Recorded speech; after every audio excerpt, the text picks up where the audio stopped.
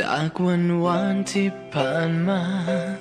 จดและจำในพระคุณ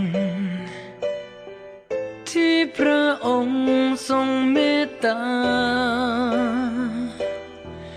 ให้เราได้มีบ้านนี้ร่วมกันให้เราดูแลซึ่งกันและกันรวมใจเป็นน้ำเป็นหนึ่งเดียวกันอยู่ที่ไหนไม่อุ่นใจเท่าอยู่ในพระองค์ผู้ทรงนำพาพวกเรา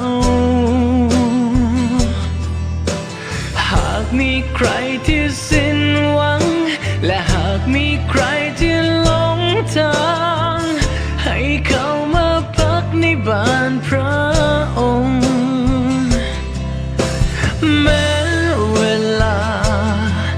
ได้ล่วงเลยมา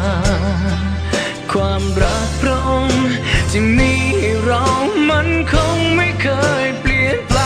งจากนี้สัญญาว่าจะรับใช้จะให้พระองค์ทั้งกายและใจสุดตัวสุดใจกำลังที่มีบ้านนี้พระองค์ประทานให้ไว้เราจะรักษาดังดวงใจให้สมกับที่พระองค์รักเราทุกคน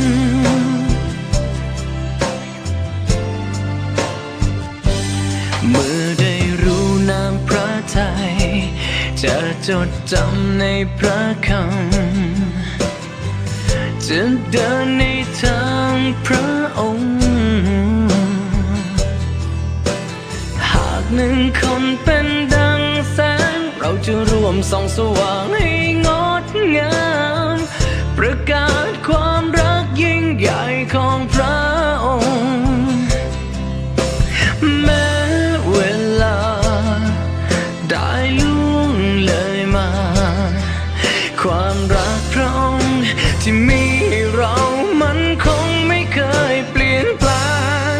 จากนี้สัญญาว่าจะรับใช้จะให้พระองค์ทั้งกายและใจสุดตัวสุดใจกำลังที่มีบ้านนี้พระองค์ประทานให้ไว้เราจะรักษาดังดวงใจให้สมกับที่พระองค์รักเราทุกคน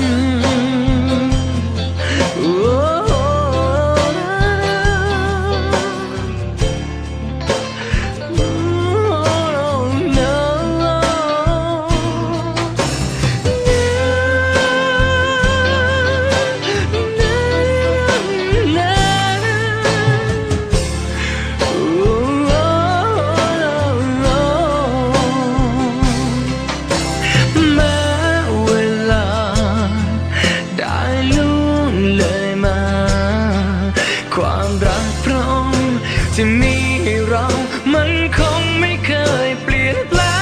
งจากนี้สัญญาว่าจะรับใช้